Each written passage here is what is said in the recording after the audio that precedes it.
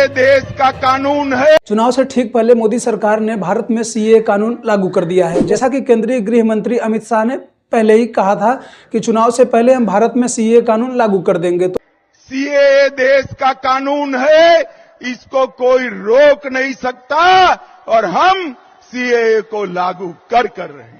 तो कल भारत सरकार की तरफ से गजट दिया गया और भारत में सीएए कानून लागू कर दिया गया। तो भारत में रह रहे अप्रवासियों के लिए बड़ी खुशखबरी है, जिनमें से पाकिस्तान, बांग्लादेश, अफगानिस्तान में रह रहे भारत में हिंदू, ईसाई, सिख, बौद्ध, इन सब के लिए खुशखबरी है। पहले ये जान लेते हैं कि सीएए कानून क्या है। तो सिटीजनशिप अमेंडमेंट एक्ट है, जो 2019 में मोदी सरकार ने पास किया था। 2020 में राष्ट्रपति से मंजूरी मिलने के बाद पास कर दिया गया था, लेकिन इसको लेकर के भारत के अलग अलग राज्यों में, पूरे देश में इसका विरोध हुआ था। पाकिस्तान, बांग्लादेश, अफगानिस्तान से बौद्ध, सिख, ईसाई, हिंदू, जो लोग वहां से अल्पसंख्यक है और भारत में 31 दिसंबर 2000 पहले से आ गए थे, उन्हें अप्रवासी माना गया था। वो चाहे वैध तरीके से, कुछ लोगों के पास डॉक्यूमेंट नहीं भी था, वो लोग भी आ गए थे, या कुछ लोग डॉक्यूमेंट लेकर के भारत में आए तो थे लेकिन भारत में ही रह गए और नहीं गए, तो वो लोग भी को भी अप्रवासी माना जाएगा। कहते हैं कि सीएए कानून का विरोध क्यों हो रहा था।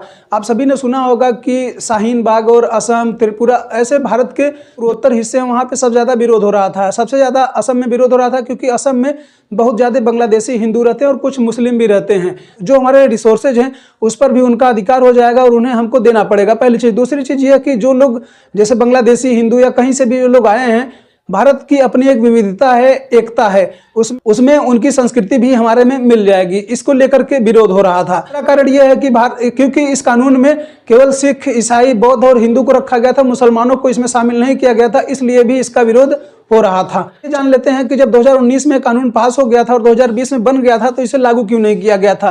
तो 2020 में जैसे ये कानून बना, तो उसके बाद पूरे देश में विरोध हो रहा था और इसमें कुछ संशोधन की मांग की जा रही थी।